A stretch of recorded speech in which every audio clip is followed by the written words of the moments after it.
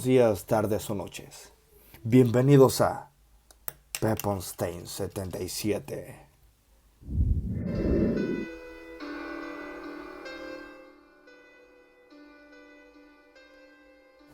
A la hora de realizar una composición musical, entran en juego numerosas variables para el autor.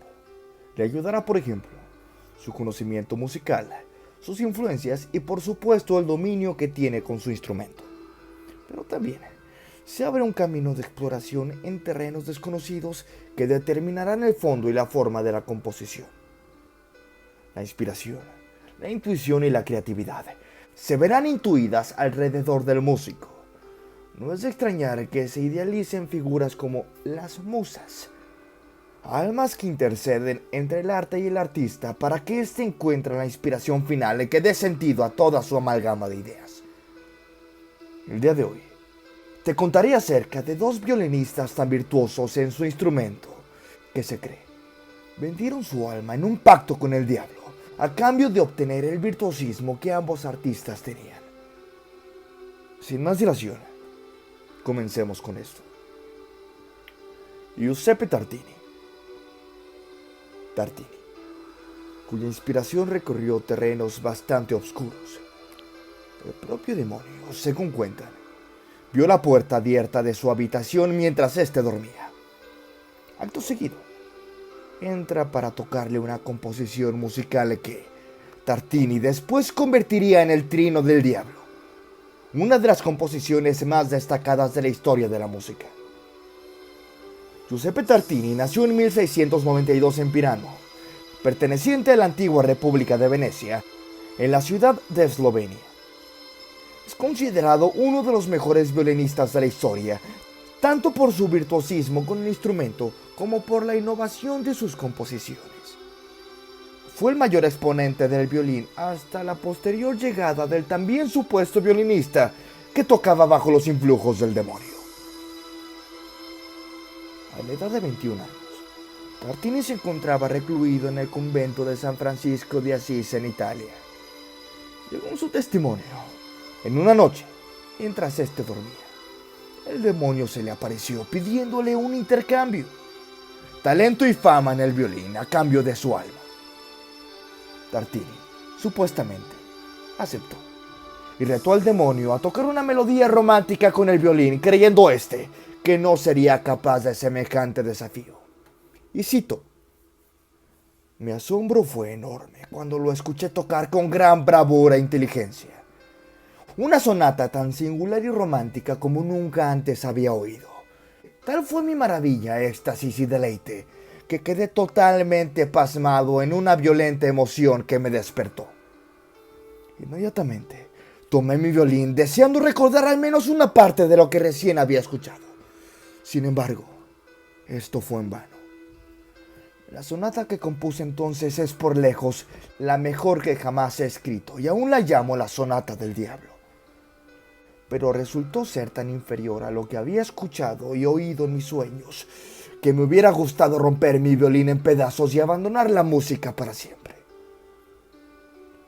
Este extracto que les acabo de narrar fue del mismo Tartini contándole a su amigo el astrónomo francés Joseph Jerome su experiencia con el diablo, recogido en su libro Viaje de un francés en Italia.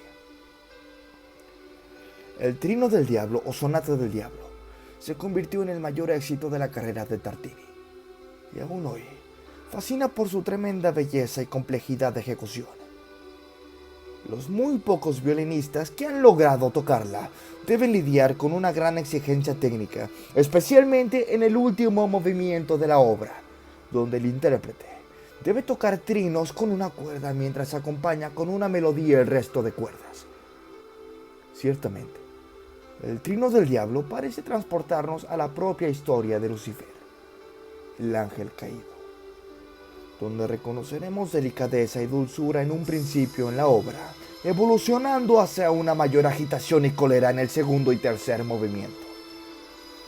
El último movimiento tiene una enorme fuerza, concluyendo con un final desgarrador. Giuseppe Tartini.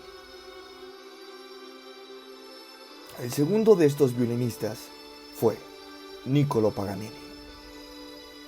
En Occidente, el violín ha sido considerado junto con la flauta como el instrumento del diablo. Sus sonidos seductores, la forma del instrumento, su habilidad para sugerir la voz humana, hicieron que se hiciera esa asociación. Así, cuando llegó Paganini, con su virtuosismo, de inmediato se le asoció con Lucifer y fue conocido como el violinista del diablo. Niccolò, mejor conocido como el violinista del diablo, fue uno de los máximos exponentes del romanticismo, movimiento que se caracterizó por la sensibilidad emocional y la subjetividad de sus obras.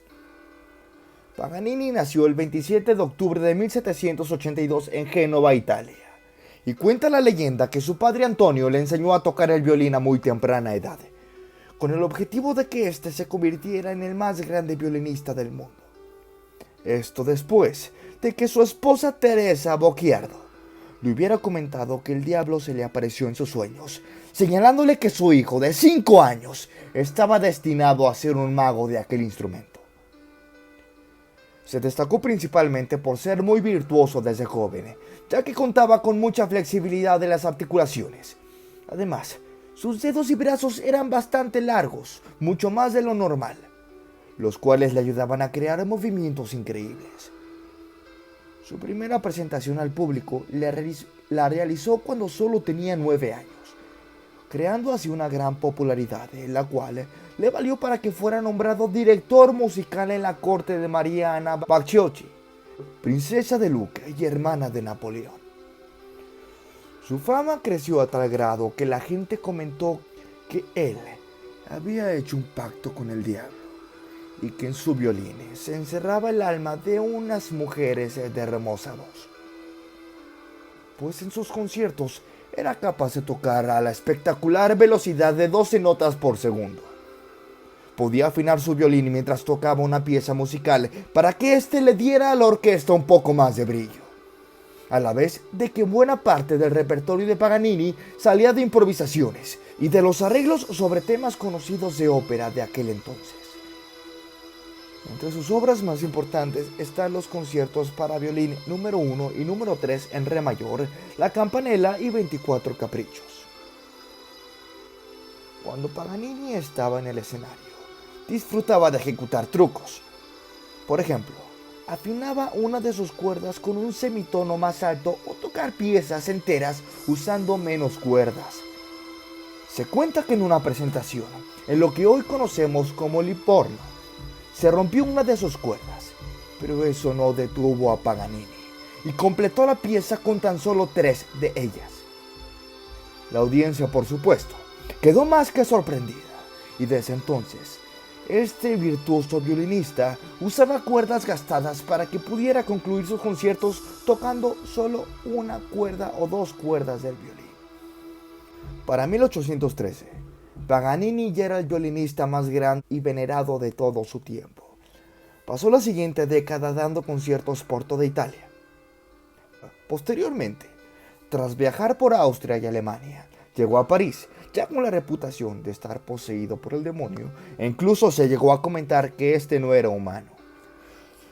Su apariencia inusual, la manera que hipnotizaba al público con su violín y su música, era algo que no tenía explicación para la sociedad del siglo XIX. Es por eso que la audiencia no encontraba otra explicación para sus grandes dotes de músico que atribuirlo a algo hétero, esotérico, algo no natural. Además de todo lo narrado, algo que sin duda contribuyó más a los rumores que había alrededor de su persona era su aspecto físico. Tenía un cabello negro, el cual contrastaba con su piel pálida. Tenía una frente alta, ancha y cuadrada, y era muy delgado y de mediana estatura. Finalmente, falleció el 27 de mayo de 1840 en Niza, Francia, dejando entre sus pertenencias 7 violines Stradivarius, aunque su predilecto y favorito era un Guarnieri de 1742 llamado Canone, el cual está expuesto en el Palacio Cívico de Génova. A causa de los rumores con el demonio, un obispo, escuchen esto, le negó su entierro. por lo que su cuerpo tristemente fue embalsamado durante mucho tiempo en el sótano de la casa de su hijo, hasta que por fin, en 1876, sus restos fueron llevados a Parma. Al día de hoy, el mito que rodea a Paganini con el diablo continúa más vivo que nunca. Sin duda, las composiciones de estos dos grandes violinistas solo se pueden describir como majestuosas. Ahora te pregunto, amigo, ¿crees que en verdad este par de virtuosos violinistas fueron tocados por la mano del demonio? Déjame en la caja de comentarios cuál es tu opinión, que me interesa mucho conocerla. Aquí tu amigo Pep Ponce reportándose. Un saludo.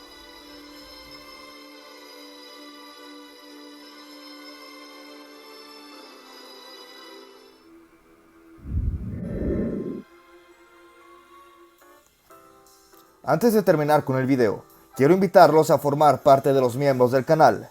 Tendrán muchos beneficios, como obtener insignias especiales, ver contenido exclusivo o mirar contenido antes que sea público, así como pedirme directamente algún tema de qué hablar, al igual que pedirme alguna canción para tocar, entre muchos beneficios más. Si mi trabajo les gustó, los invito a que dejen su like y se suscriban al canal, ya que me ayudan un montón a continuar con este proyecto, además de que es totalmente gratis. Larga vida a todos ustedes, amigos, y recuerden, ¡Let's rock!